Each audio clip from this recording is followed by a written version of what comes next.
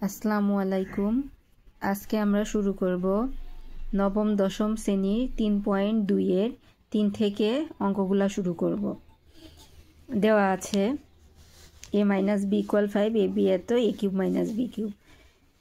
আমরা জানি a³ - b³ এর সূত্র মান নির্ণয়ের ক্ষেত্রে a - b³ + 3ab * a - b, এটা মান নির্ণয়ের ক্ষেত্রে সূত্র। a - b এর মান কত? 5 বসিয়ে দিলাম, 3ab এর মান বসিয়েছি, ab এত। 5 কে কিউব করলে 125, এটা গুণ করলে 540, যোগ করলে 665, এটাই আমাদের অ্যান্সার। এবার দেখো 4 নম্বর অঙ্ক।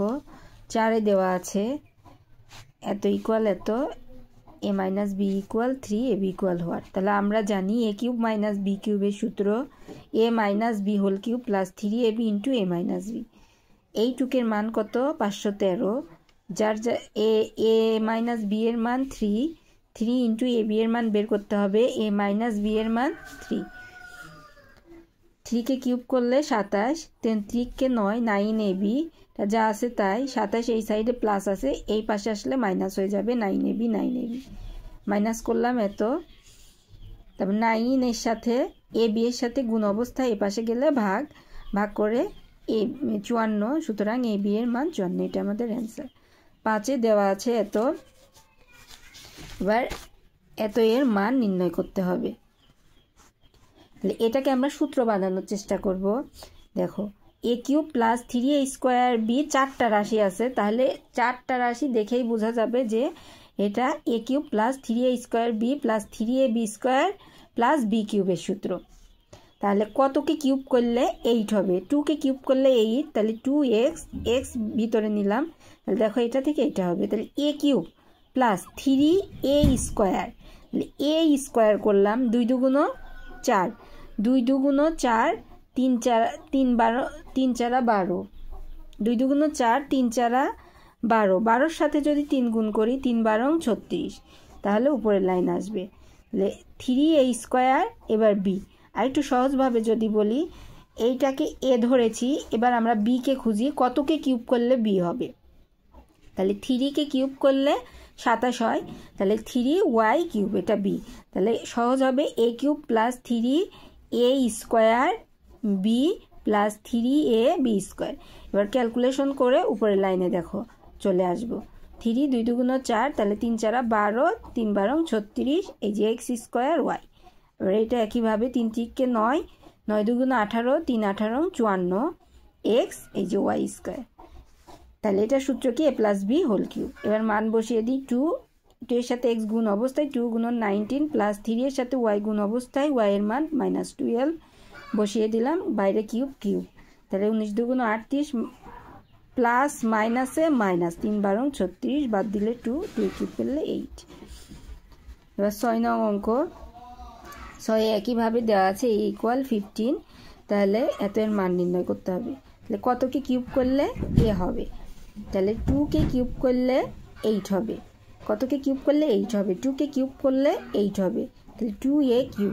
তাহলে a³ আগের অঙ্কটাতে আমরা দেখিয়েছিলাম বিটা আগে নির্ণয় করে, কিন্তু এইখানে কতকে কিউব করলে 130 হবে? এমন কোনো সংখ্যা নাই যে কিউব করলে 130 হয়।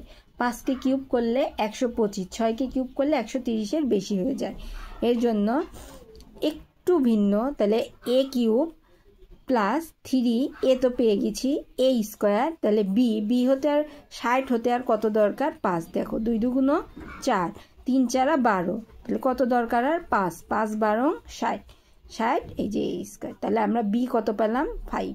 3a² b + 3ab² + b³। এখন দেখো 5 কে কিউব করলে 130, এইটা থেকে এইটাতে যাব, এই লাইন থেকে এটা থেকে এইটা। 5 কে কিউব করলে 125, বেঁচে থাকে আরও 5, এর জন্য প্লাস আরও 5 দিয়ে দিব। তাহলে এইটুকের আমাদের সূত্র কি? a + b³ +5 +5, 2 এর মান বসিয়ে দিলাম 15, গুণ করলাম 15 গুণ 30, 5 কিউব, 35-কে কিউব করলে কিউব করে যোগ করে দিয়েছি, এটাই আমাদের অ্যান্সার।